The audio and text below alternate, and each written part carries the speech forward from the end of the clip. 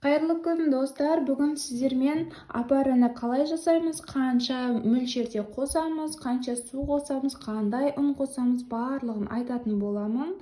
Ол үшін видеоның соңына дейін қараңыздар, менімен бірге болыңыздар. Егер ұнап жатса лайк басып тіркеліп алыңыздар. Егер сұрақтарыңыз болса, міндетті түрде комментария қалдырыңыздар, жауап беруге тырысамын. Мені қолдауларыңызды өтінемін. Ал бастаймыз. Ең алдымен осындай ұзын ыдыс қажет болады. Егер банк болса, банк қолдансаңыздар болады. Және міндетті түрде таразы қажет болады. Ал ең алдымен бірге бір қосамыз. Сіздің закваскаңыз, мысалы 50 грамм закваска, 50 грамм су, 50 грамм ұн. Менде ұн бірінші сұрыпты ұн, пионер ұны. Сіздер өздеріңіз үйде қандай ұн бар, соны қолдансаңыздар болады.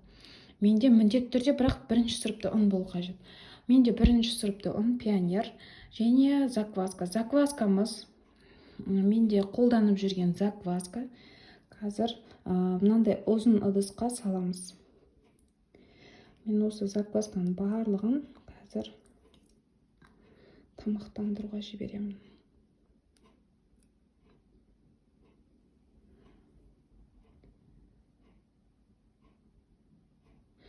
Менде 124 грамм шықты.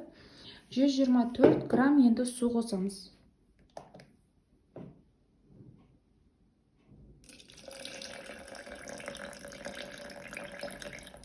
Кішкене жетпей қалды.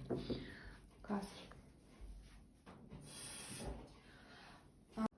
Фильтрованный су деп жатады, немесе колонкада. Негізі ешқандай фильтрсіз осы ағып тұрған колонкадағы суды қолдансаңыздар болғаны.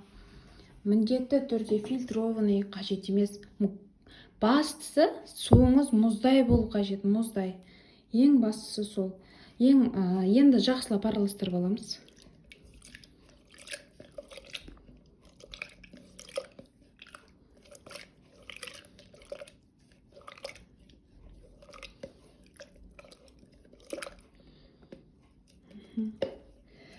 Араластырып алдық. Енді 124 грамм ұн саламыз.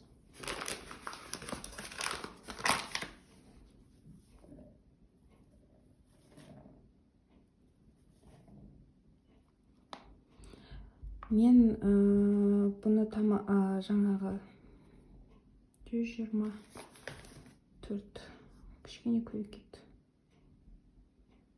Міне 124 грамм ұн жақсылап араластырып аламыз. Мен бұны қазір апараны дайындап алғаннан соң нан жасайтын боламын. Өзіңізге қанша қажетті апара керек сізге, соны алып қолдансаңыз болады. 20 грамм. Көп апара жасаудың қажет жоқ. Өзіңізге қажетті ғана апараны жасаңыздар.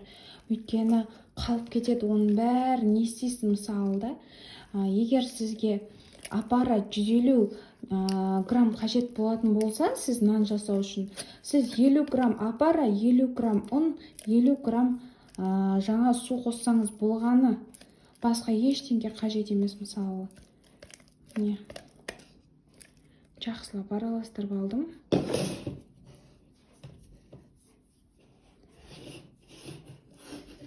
Бір банка қып апара жасаудың да қажет жоқ.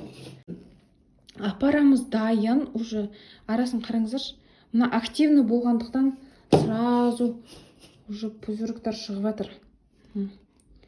Біздің апарамыз дайын, бетін жауып жылы жерге қоямыз. Негізі активный апара 2-3 сағатта, закваска 2-3 сағатта уже көтерілу керек, 2 есе көтерілу керек. Мысалы, мына жерде тұратын болса, сіздер белгі беріп қойыңыздар, қай жерге дейін көтерілген. Ол осы уақытқа дейін, басына дейін көтерілу қажет, 2 есе көтерілу қажет. Сіздерде жалпақ ыдыс емес, ұзын ыдыс алуға қолданыңыздар. Алып қолданыңыздар. Міне көрдіңіздер ме? Уже пузырьктар шығып жатыр.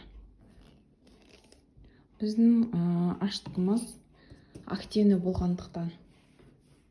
Осымен видеомыз аяқтаймыз. Біздің апарамыз дайын. Келесі видеоны көру үшін мен сіздерге келесі видеода жану, яғни қара ұннан қалай не жасау керек екенін, закваска жасау керек екенін көрсететін боламын. Сіздермен болған мен Жанар. Маған тіркеліп алуды ұмытпаңыздар. Қолдауларыңыз міндетті түрде мен үшін қажет. Рахмет.